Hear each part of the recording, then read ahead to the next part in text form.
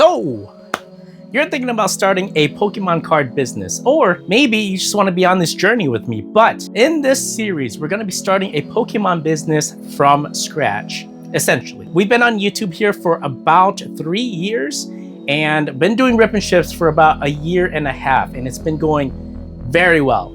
However, one issue is that if you're not there to rip, you'll have nothing to ship. So rip and ships are excluded to when I am on stream, which I love. Nothing's gonna be changing with the rip and ships, just FYI. However, the ultimate goal is to have an LGS one day. Starting out in your basement is probably the most cost-effective way to do it. Starting a Pokemon card company in 2024 is probably one of the most interesting, I don't wanna say easy, one of the most interesting things to do, because one, prices for Pokemon products, especially pre-orders and stuff, have been kind of at the lowest that we've ever seen. Considering MSRPs are like $165, we're seeing pre-order products for around like 105, maybe 100 if you're lucky. That kind of is very beneficial for someone that doesn't have a distro, doesn't need a lot of liquidity, and someone that's able to just hold on to product for a little bit. So if you guys take a good example, 151 booster bundles, they're about 45 to 50 bucks. MSRP in these is about $28. And if you just held on to these for a little bit, you're able to resell them on the market, eBay, TCG Player. However, I want to start my own store to help with the fees and stuff. We've gotten a store launched. It's StockedPoke.com. So if you guys want to go and check that out, there should be a load of products on there, more stuff incoming. I've got a bunch of inventory here with everything listed. So if I needed to know where Celebrations UPCs are, I know exactly where to find them. If I need to know where EV Hero VMAXs are, I know exactly where to find them. So everything's all listed here just so that I know where they are. And these will find their way onto the site eventually. This is about like 3 years of saving up product, because the dream of mine is to have a Pokemon LGS one day. So there's really 4 different ways that you can start a Pokemon card business. 1 is to get a distributor. 2 is to get a middleman or someone that is able to sell you product in bulk. 3 is to go ahead and save up product for a couple years and hope that it appreciates in value. And 4 is to start a rip and ship. 4 is probably the lowest barrier of entry, considering all of the platforms out there. One of these you probably want to stay away from, but there's many platforms. There is Fanatics Live, eBay Live, whatnot, Drip as well. And you can also go the very traditional route of a rip and ship on YouTube, which is what I primarily do. However, rip and ship on YouTube is gonna be very difficult. We're gonna save option 4 for another video, because rip and ship, it's its own separate beast. So option 1, you have get a distributor. I will say this, if you're starting in your basement like I am, getting a distributor is extremely difficult. And I mean extremely difficult. Majority of the time, they won't even look at you if you don't have a brick and mortar location.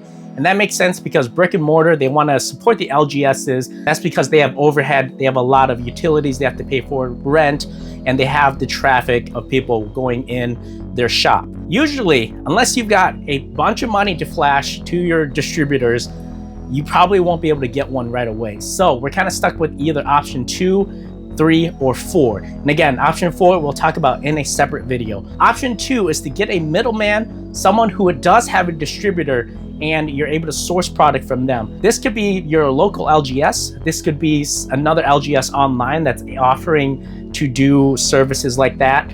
There are many out there that do services like that. I think Alpha Investments is one of them, kind of the well-known one. Rudy from Alpha Investments, they get your product for X amount as long as you pay them X amount per month. And then there's also your LGS. So you could possibly, if you have good relationships with your LGS, you could possibly build relationships with them, and that'd be beneficial because 1, that ups their inventory that they are purchasing from their distributor, which looks good, really good on paper, and that gives them better allocations.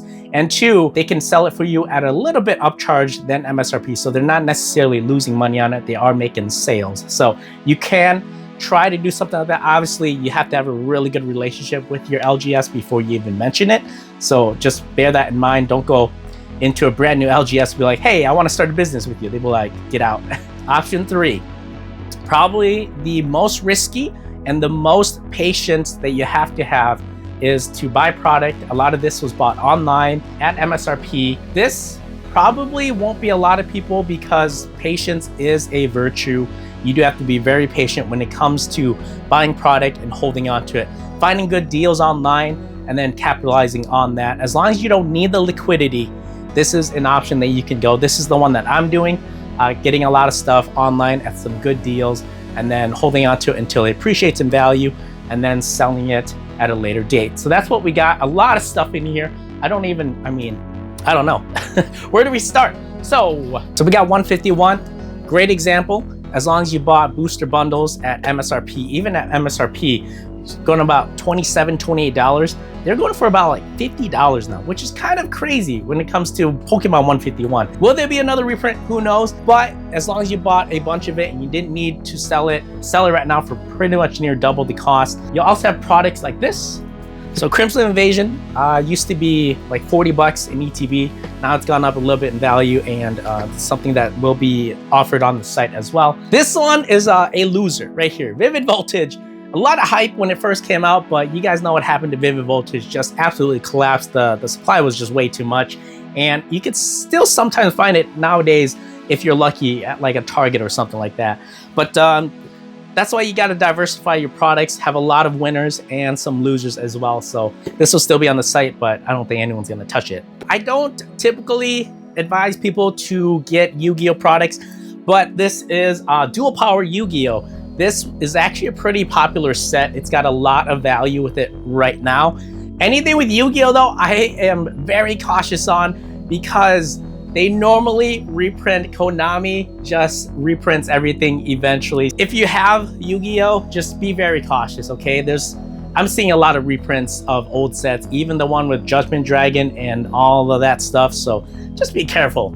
I was a big believer in the Charizard UPC. I bought a bunch of it, even when it was on discount for like $80 a box. And right now it's starting to move up quite a lot in value. I even did a cost breakdown video of it in the past, and it's still doing really well right now. So honestly, I'm kind of happy, hindsight, that I did buy a bunch of these. So these will be on the site as well. Very interesting one. Crown Zenith has been doing very well.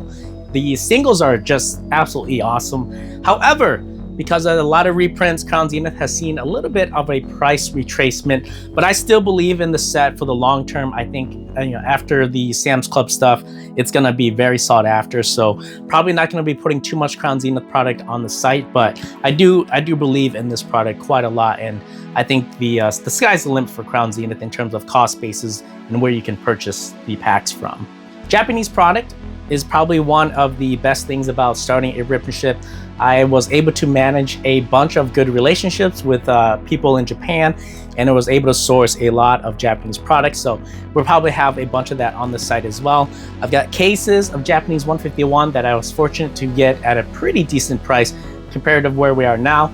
Obviously, back at the bottom, not a lot of people were able to capitalize on that. Literally one day, and it was like a boom, shoot back up to the moon. So Japanese 151 though, and Japanese product will be on the site as well. And I've been pretty fortunate with the whole Ripmanship process that we're able to get a good supplier of authentic Japanese products on the site. We got to have modern on the site. A lot of the in-demand products is going to be modern. This is an entire case of Stellar Crown. Hoping to have more Surging Sparks. Surging Sparks has been kind of difficult to have, but I think that set's gonna do very well. I've been seeing a lot of the leaks from Japan, and honestly, I'm pretty hyped about Surging Sparks. But this one here is Stellar Crown. We should have a bunch of Stellar Crown incoming. A big video on that about the things I've been purchasing for the online store will be incoming soon, so stay tuned to that. But yeah, we will definitely have a bunch of modern stuff.